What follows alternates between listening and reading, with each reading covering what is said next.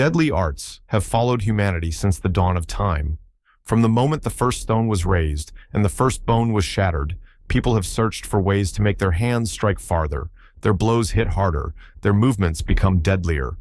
And so combat styles were born, not for beauty, not for sport, but to survive, to kill, and to return home alive. The history of martial arts is not only about wise masters and poetic tales of harmony. It is written in blood, soaked into the earth for thousands of years. It is the roar of crowds in arenas as bones snapped, the darkness of alleys where every step could be your last, the jungles and deserts where warriors invented techniques in the chaos of battle, because there was no second chance. Every corner of the world birthed its own style. Some were born in monasteries, where monks, under the rhythm of drums, forged their bodies into iron. Others emerged in backstreets, where boys learned to drive a knife into the gut long before they learned to read. There were arts where blades whirled like storms, tearing flesh apart. And there were arts where a single elbow or knee decided a man's fate. Before we continue, remember this. What you are about to hear is history and culture, not a manual. These systems are real, and they are dangerous. Do not attempt to imitate their techniques without qualified instruction and safe conditions. We are here to explore the phenomenon of martial arts, not to glorify violence. Today we'll walk this path together, from the back streets of old Hong Kong to the arenas of antiquity, from the jungles of Indonesia to the secret training grounds of special forces. This will be a journey through the most dangerous martial styles humanity has ever created. And we begin at number 10. 10. Wing Chun. In Hong Kong, there are streets where the stones remember more blood than rain.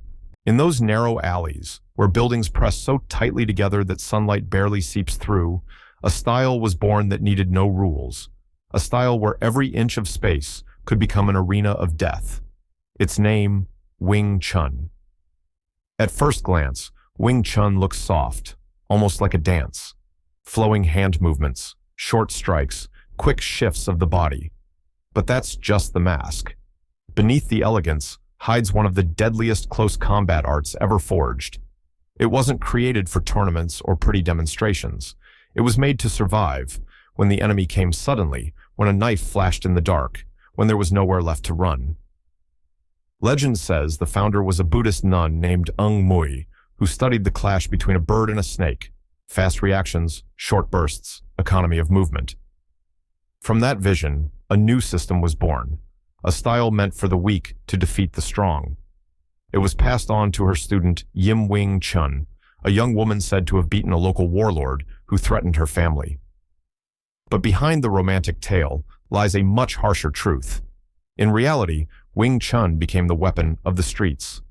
Southern China of the 19th and 20th centuries was ruled by criminal clans, secret societies, and bloody turf wars. There, no one had time for long exchanges. A style was needed that could kill quickly, and Wing Chun delivered. Its true weapon lies in the range of inches. When the space between you and your enemy is so close you can feel his breath, there is no time for fancy combinations. One instant decides everything. Wing Chun strikes are short, direct, brutal. A palm to the throat, fingers to the eyes, an elbow to the temple, a knee to the thigh to shatter the base. Fast, simple, merciless. The principle is constant pressure. You close in and never let the enemy breathe. Every strike flows into the next. No pause, no escape. He steps back. You drive forward. Old school training was brutal. Hours of pounding a wooden dummy until knuckles turned to stone and bones hardened like iron. Endless drills of sticky hands where two fighters kept constant contact, learning to read the slightest twitch of muscle. Masters trained blindfolded, able to sense an attack before it even began. Real Wing Chun is not what you see in Bruce Lee films or Donnie Yen blockbusters. In the alleys, it was dirty, ruthless, lethal. A fighter could be laughing with you 1 second, then drive his fingers into your eyes the next. He could crush your fingers, snap your neck, or strike your windpipe so the breath is stolen from your lungs. Wing Chun is not a dance. It is an ambush art of killers. Today it is taught in gyms, looking smooth, graceful, almost elegant. But that is only its shadow. In the back streets of old Hong Kong, some still remember what it once was. The style that saved men when three attackers with knives came at once, when alleys were too narrow to retreat, when hesitation meant death. And if you ever face a true master of Wing Chun, remember, he won't drag out the fight. He will end it in seconds. By the time you hit the ground, the world will already have gone dark. Number 9. Kalari Payattu. The humid air of Kerala presses down like a weight. From the ocean's still silence to the whispering jungle winds, this land has birthed one of the oldest and most merciless martial traditions on earth, Kalari Payattu.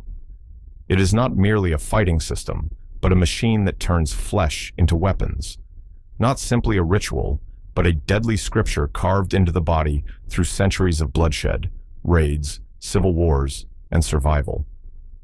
They say Kalari is where mysticism met anatomy. In shadowed temples and training yards, students studied not only strikes and blocks, but also the secret points of the human body. They learned where to touch, to drain strength, how to collapse an enemy with a single precise blow. Masters mapped nerves and pressure points not to heal, but to disable, paralyze, or kill. And then there was the urumi, the flexible sword, a ribbon of steel that spun like a storm in the hands of a master. Its whistling through the air could dismember men, shred shields, or end its wielder's life with one mistake. Students chosen to train with it were few. Not all returned whole from those lessons. The urumi demanded perfection.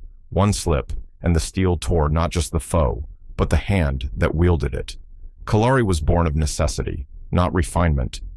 Villages raided by rival kingdoms, hunters ambushed by invaders, warriors forced to fight in the night with no warning. This duality defined Kalari, a temple dance at festivals, but a killing art when darkness fell. Training fused with ritual, the beat of drums, the chants, the blood of initiation. The body was forged through pain, stance, and endurance until every limb obeyed with ruthless precision. Graduates of Kalari knew how to cripple with a touch, how to trigger spasms, collapse lungs, or shatter tendons. They knew how to turn an enemy's body against itself, converting combat into a matter of seconds. The arsenal was vast, from hand-to-hand strikes to mastery of spear, shield, dagger, and of course, the deadly urumi. Its spinning arcs formed a vortex of steel around the fighter. Legends tell of warriors who cut down entire groups, slicing through men and shields alike without touching their allies. Others died in training, tangled in their own weapon. But the deadliest edge of Kalari was knowledge of the body. Pressure points studied like surgeons, where a tendon could snap, where a strike could still the breath, where nerves could be silenced. This was not art for beauty. It was war distilled into anatomy. When colonizers came, they feared Kalari and tried to suppress it, branding it too dangerous. Many techniques were buried, disguised as cultural dances and displays.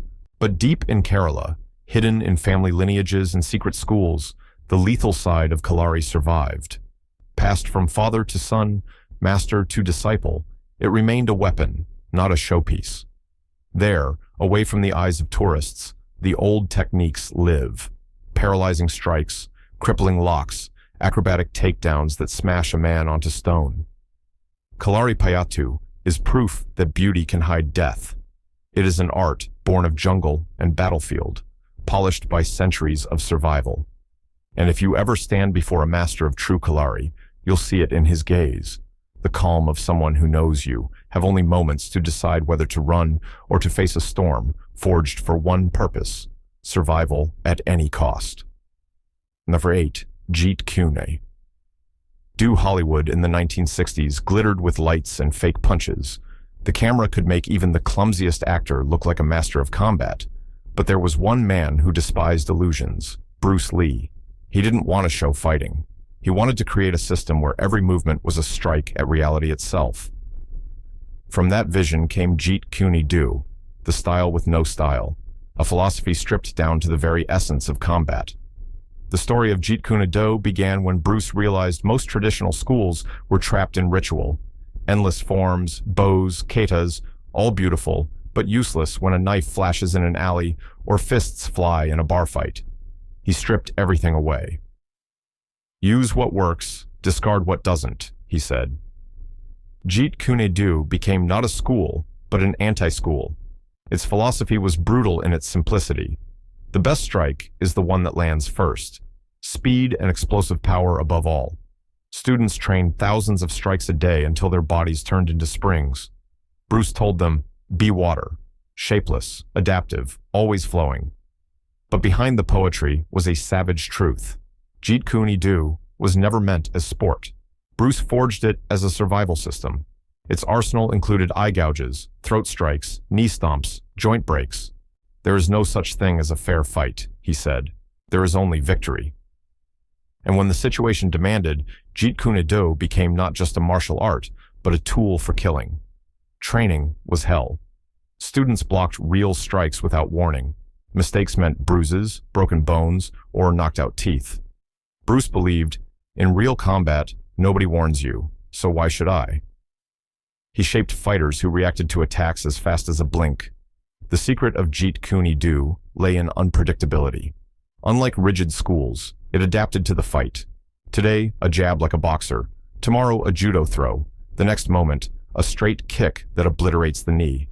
Opponents never had time to adjust. Even after Bruce's death, Jeet Kune Do lived on. His students carried the flame, not as a sport, but as a system for the elite. Some trained police and special forces, adding techniques for disarming weapons and neutralizing threats. Others became bodyguards, relying on it in places where hesitation meant death. The world knows Jeet Kune Do from movies, fast punches, flying kicks, dazzling action. But the real style was never for the screen. It was designed to end a fight in seconds. Bruce said, if you find yourself in a fight, you're already late. In his philosophy, there was no second chance. Picture a street at night. An opponent pulls a knife. You don't take a stance. You don't build a combination. You move like water. A sidestep, fingers to the eyes, a stomp to the knee. The fight doesn't end with glory. It ends because the body in front of you simply stops. Today, Jeet Kune Do is often romanticized, turned into myth. But the truth is harsher. It wasn't made for medals or trophies. It was made to win quickly, brutally, without mercy. It is not a style, it is a weapon. And if you ever face someone who truly knows Jeet Kune Do, understand this. You'll have less than a second to regret being there at all. 7. Pancration, ancient Greece. Under the blazing sun of the arenas, where sand mixed with sweat and blood, there was born a martial art the Greeks called the embodiment of ultimate combat. Its name, Pankration, all-powerful, all-strength.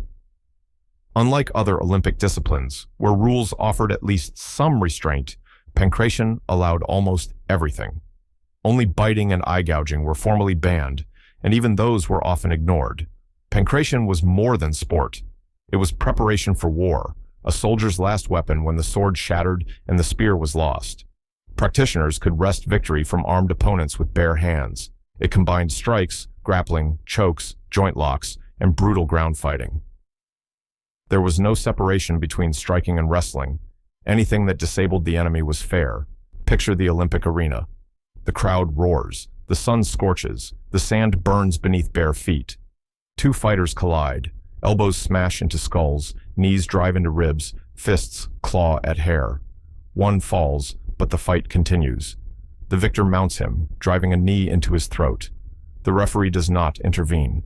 The match ends only when one fighter admits defeat or stops breathing. The chronicles tell of legends, the most famous, Arhichion. In his final Olympic match, trapped in a suffocating chokehold, his vision fading, he twisted his opponent's ankle until it snapped. His rival screamed and surrendered. Arhichion died that instant, but was declared champion, carried from the arena as a hero, his corpse crowned in victory. Pancration was never just spectacle. Soldiers trained in it to survive when stripped of weapons, when ambushed in mud, stone, or cramped quarters. They learned to strike, to choke, to finish a man on the ground, because in real war, no one gives an enemy the chance to rise again. The art demanded not only strength, but cunning. Fighters had to endure pain, resist exhaustion, outwit opponents. Joints dislocated, lungs burned, eyes swelled shut. But the will to fight remained. Pancration forged warriors who battled until their last breath. When the ancient world fell, Pancration vanished too, but its ghost lingered. Many of its techniques bled into modern martial arts. Today, when we watch MMA fighters in the octagon, we see echoes of Pancration, the strikes, the takedowns, the chokes. But now wrapped in rules, judges, gloves, and mats. True Pancration knew none of these. Its judge was the sand, its limit, the last gasp of air in the lungs. Yet, don't think Pancration is only history. Enthusiasts still try to revive it, studying ancient texts and statues, training without gloves, without points, without restraint. They practice as their ancestors did, striking, grappling, finishing without mercy. Look into their eyes, and you see the same thing ancient crowds saw: cold resolve to fight until the heart stops. Pancration is a reminder that humans have always sought to turn their bodies into weapons, and in the ancient world, that weapon was honed to its absolute edge. In an arena with no shields, no armor, only flesh and will, Pancration transformed man into beast, and the one who mastered it could kill with nothing but his own hands. Number 6. Lethwei, Burma. A land where the heat melts the air, and fighting was never a spectacle for crowds, but always a matter of survival. Here was born a style that even among martial arts is considered savage and raw. Its name, Lethwei, the art of 9 limbs. If Muay Thai is the art of 8 limbs, Lethwei goes one step further. Fists, elbows, knees, shins, and the 9th weapon, almost unheard of elsewhere, the head. Headbutts are not dirty tricks in Lethwei. They are its foundation. The skull becomes a battering ram, shattering jaws, noses, and cheekbones. Traditionally, Lethwei fighters wore no gloves, just cloth wraps, sometimes nothing at all. Every strike risked breaking not only the enemy's bones, but your own. Yet in Burma, that was part of the path. If your hand broke, it meant it was not hardened enough. The rules of Lethwei are brutally simple: no points, no judges' decisions. A fight ends only by knockout, or when one man cannot continue. If both are still standing, it's a draw. But a draw here doesn't mean peace. It means 2 men walked through hell, and neither fell. Trainers could even revive a knocked-out fighter and send him back into battle. Imagine an open-air ring, bamboo walls swaying in the sun. The crowd screams, the ground soaked with sweat and blood. 2 fighters collide with no caution, no slow start. A knee to the gut, an elbow to the skull, a head crashing into a face. Blood flows freely, but the fight rages on. In Lethwei, there is no place for the weak. Legends tell of warriors who became living nightmares. One of the most famous, Tun Tun Min, a champion who fought dozens of battles despite broken hands and shattered brows. His face was a roadmap of scars, missing teeth, crushed nose, but still he pressed forward. Because in Lethwei, there is no way back. Training is pure ordeal. Fighters toughen their skulls by smashing them into bags, condition shins and fists with endless strikes, run miles, and spar with no mercy. Every strike lands real. Every blow teaches pain. Cowardice has no place in a Lethwei gym. If you fear pain, you leave. In the old days, Lethwei wasn't sport at all. It was how villages settled disputes, how clans tested strength. No rules, no ceremony, only courage, blood, and will. Victory belonged to the man who remained standing. Even today, Lethwei keeps its savagery. Modern bouts may allow wraps, but headbutts are still legal. Draws remain common, and knockouts are the only true victory. Lethwei is called the last true martial art. It doesn't compromise. There is no room for showmanship or beauty, only pain, blood, and endurance. If you fall, they may revive you to fight again. If you cannot stand, it's over. Picture a Lethwei master. His forehead gleams with sweat, hands bound in cloth, eyes cold. He advances, unafraid of strikes, because he knows his skull will endure. His arsenal: headbutts that break bones, knees that crush lungs, elbows that turn faces into bloody masks. In this fight, there is no elegance, only brutality. Lethwei is combat in its rawest form, not sport. A test of how long you can stand when everything inside screams, enough. If you walk away standing after facing a true master of Lethwei, you're already a victor. But more often, the arena has seen something else. One man upright, the other in the dirt, while the crowd roars as blood soaks the sand once again. Number 5. Ninjutsu Medieval Japan. In the mountains of Iga and Koga, night falls faster than on the plains, and darkness becomes an ally for those who master the art of disappearance. This is where ninjutsu was born, the art of the shadow, the art of killing without witnesses, the art of living in silence and dying unseen.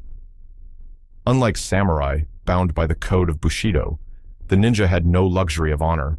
Their work was dirty, ruthless, espionage, sabotage, assassination.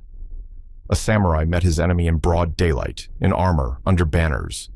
A ninja came at night, in simple clothes, and vanished as silently as moonlight. Training began in childhood. Young recruits learned to blend with nature, crawling silently through grass, hiding in leaves, moving so stealthily even dogs didn't catch their scent. They sat for hours in freezing rivers to forge patience, climbed cliffs without ropes to harden spirit, ran endless miles under heavy loads until their legs no longer obeyed. But it wasn't only physical. Ninjutsu demanded acting, disguise, deception. One day, a peasant with a basket of rice. The next, a merchant. Then a servant in an enemy's house. He could walk where no one expected, strike when his target relaxed. The ninja's arsenal was vast. The ninjato, a short, simple blade, less elegant than a katana but deadlier in tight spaces. Shuriken, the throwing stars, used less to kill, more to distract, to open a path. Ropes and grappling hooks for scaling walls. Poisons brewed from plants, snakes, and insects to kill quietly. Smoke bombs for escape. Even a stick could become deadly in ninja hands. In combat, ninja never wasted time. Strikes went to the weakest points: eyes, throat, groin, joints. Victory didn't mean glory. It meant the enemy collapsed before he understood what happened. One thrust, and breath was gone. One twist, and a limb was useless. Speed was survival. Legends painted them as supernatural, able to vanish in smoke, run across water, scale walls like spirits, disappear into shadows. The truth was less magical, but no less terrifying. Ninja mastered camouflage, terrain, psychology. They weren't unseen because they were ghosts, but because they were experts. The darkest tales were of night raids. Under cover of moonlight, ninja infiltrated castles, slit throats of guards, torched arsenals, opened gates for enemy armies, all without open combat. That was the true power of ninjutsu. No need for equal fight, no need for honor. One strike at the right moment ended entire campaigns. Today, ninjutsu survives in schools and reenactments, often theatrical. Tourists watch acrobatics, smoke bombs, flashy stunts. But the real essence remains buried in secret lineages, written in scrolls handed only to a chosen few. There, ninjutsu was never play. It was war. Imagine walking a narrow street. Silence. Then, the faintest sound behind you. You turn. Nothing but a shadow. A second later, a hand crushes your throat. Breath is gone. That is ninjutsu. Death arriving without a sound, leaving you wondering what just happened. Ninjas sought no glory. Their names rarely entered chronicles, but their work changed history, opening gates, killing generals, sowing chaos. Each time, it was the unseen art of ninjutsu, the craft where the fight itself never mattered, only the result. Number 4. Combat Sambo, the cold dawn of the Soviet Union. A country scarred by revolution, already preparing for the next war. Soldiers were needed, fast, ruthless, efficient killers. A hand-to-hand system with no frills, no ancient mysticism. A style forged for one purpose: to destroy.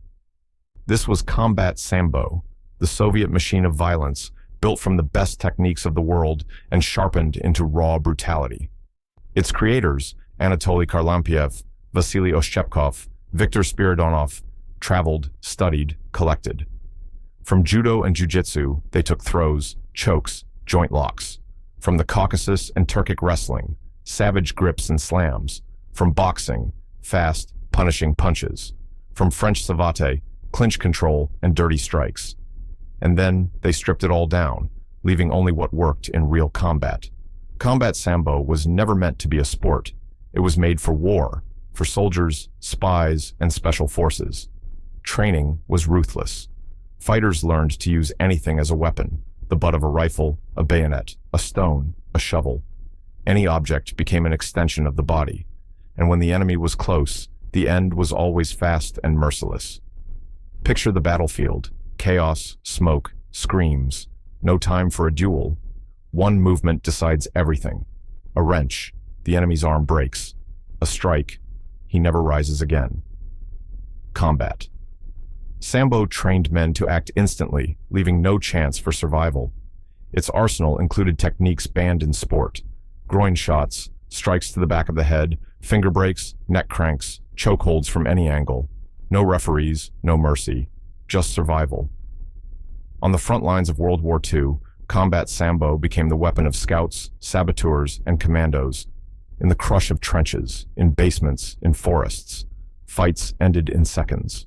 A Sambo fighter disarmed, crippled, or killed with terrifying efficiency. He walked away alive, while the others stayed in the mud. Training was hell. Soldiers drilled throws until their bodies moved on instinct. They fought in smoke, with shouting in their ears, ambushed from behind. Every scenario was chaos, until reactions became automatic. The lesson was simple: it's either you or him. Today, the world knows sports Sambo, practiced in gyms, televised in tournaments. But combat Sambo remains hidden, taught behind closed doors to soldiers and special units. The real techniques are rarely shown. They are not tricks for the crowd. They are weapons, still sharp, still lethal. Imagine a dark corridor. An enemy grabs your rifle. The Sambo fighter twists, snaps the wrist, strikes the throat, smashes the elbow into the skull. It takes seconds, or a fight in a cellar: knee to the gut, grab the neck, slam into the wall. The enemy doesn't rise.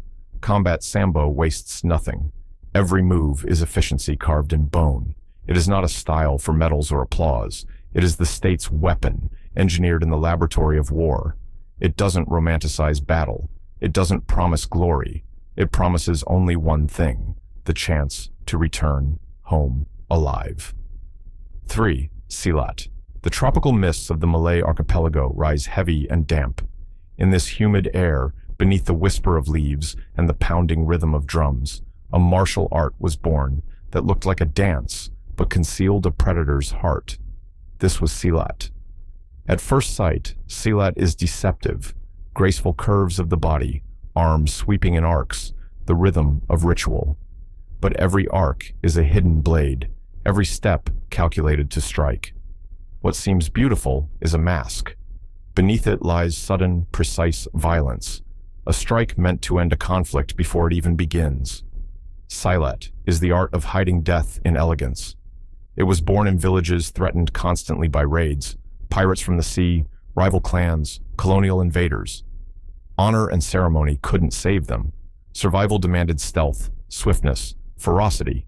Families and clans kept their knowledge secret, passing it from elder to youth. For some, training ended not in mastery, but in blood, because Silat was never meant to be safe. Weapons were extensions of the hand: short daggers, machetes, staffs, and the dreaded karambit, a claw-shaped blade hidden in the palm. They were concealed in clothing, folded in belts, woven into daily life. But what made Silat truly terrifying was not the steel itself. It was the transition from peace to murder in an instant. A master could bow in greeting, hold a cup of tea, extend a hand in friendship, and in the blink of an eye, the gesture became death. Legends speak of Silat warriors who could strike whole caravans, leaving no survivors but whispers in the night.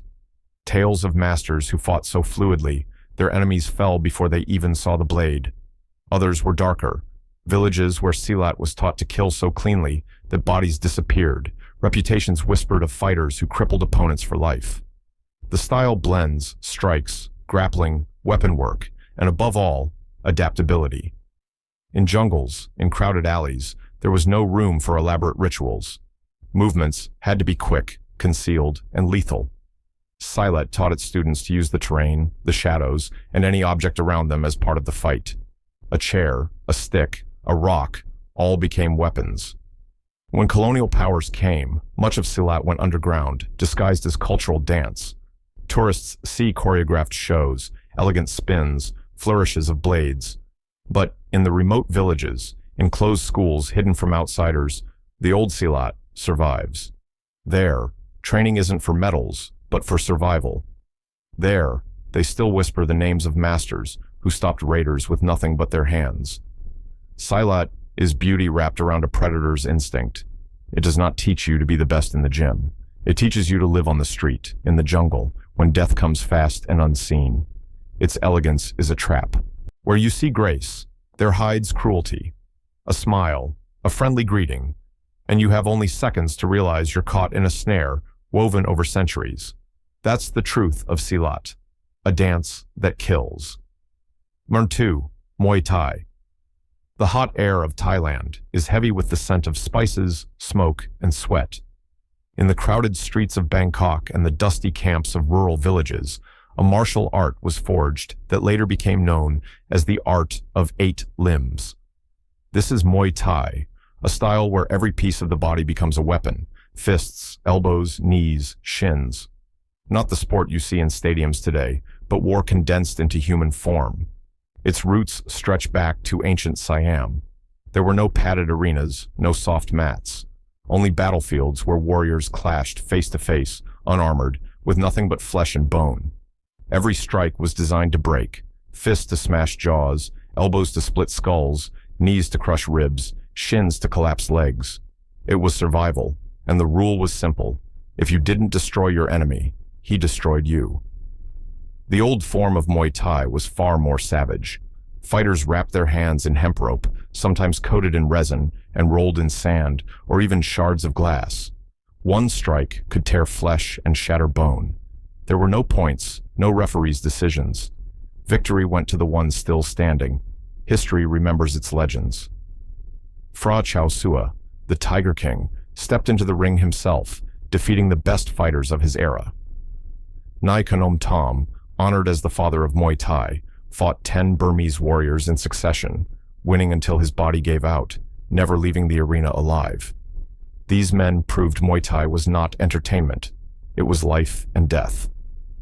Training in Muay Thai is a path of pain. Children begin at a young age, striking heavy bags and tree trunks hundreds of times a day until their shins turn into iron. Nerve endings are deadened through repetition, so pain no longer matters. Elbows and knees are drilled until one strike can end a fight instantly. In the remote camps, old techniques still live, strikes never shown to tourists.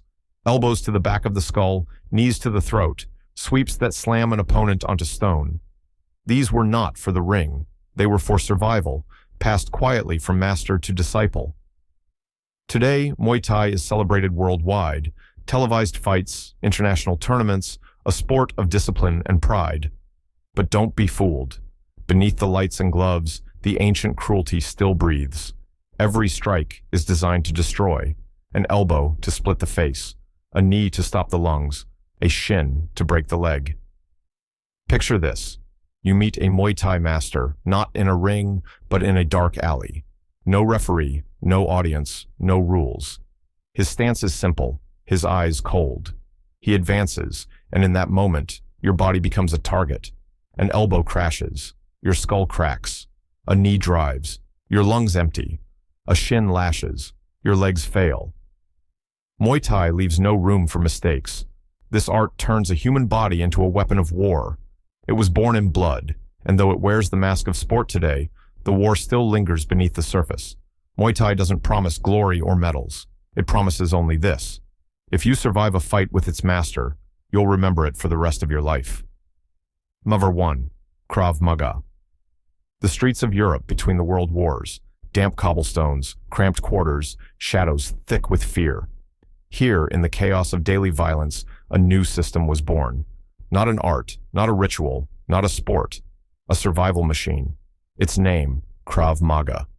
Its creator, Emil Lichtenfeld, grew up in neighborhoods where every day meant brawls, beatings, survival against gangs and persecution. He saw how untrained people fell victim to brutality, how rules and rituals meant nothing on the street. Emi stripped combat down to its raw essence. Every technique was judged by one rule. Does it work in real life? If not, it was discarded. Krav Maga is not about forms or beauty. It is built on simplicity, speed, and economy of motion. No wasted movements, no unnecessary flourishes. The goal: neutralize the threat as quickly as possible and walk away alive. That is why Krav Maga is both powerful and frightening. It lives in the space where hesitation means death. Training pushes nerves and will to the limit. Students are thrown into chaos, surprise attacks, darkness, confined spaces, noise, and confusion all around. The idea is simple. Under stress, the body must react automatically. No time to think, no time to plan. Survival becomes reflex. From its birth, Krav Maga spread beyond the streets. Military and security forces adopted it worldwide. Special units trained to use it not just against fists, but against knives, guns, multiple attackers. Efficiency became law. One strike to the throat, a stomp to the knee, a wrench to the weapon. In seconds, the fight was over. But with efficiency came danger. Krav Maga teaches ruthless speed. In the wrong hands, it can destroy without restraint. That is why true instructors preach responsibility. Students are warned, these techniques are for defense, not for aggression. To use them without cause is to become the threat you were trained to survive. Picture it, a dark alley, late at night. A step echoes behind you, a knife flashes. There is no stance, no ceremony, just action, a shift, a strike, a disarm. The attacker is down before he even understands what happened.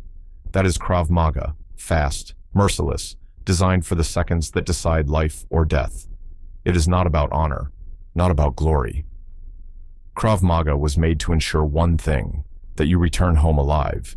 And in the hierarchy of brutality, that makes it the deadliest style of them all. We have walked through history, from ancient arenas and jungle shadows to modern systems born in the fire of war. Each of these arts is more than just techniques. They are reflections of culture, time, and fear of the enemy. Yet they share one truth: survival, decided in a heartbeat. Today, many of them are shown as sports or performances. But beneath the surface, their roots are still soaked in blood. Martial arts are not about aggression. They are about knowledge. And knowledge demands responsibility. Because every style we've seen was forged not for show, but for the moment when life itself was on the line.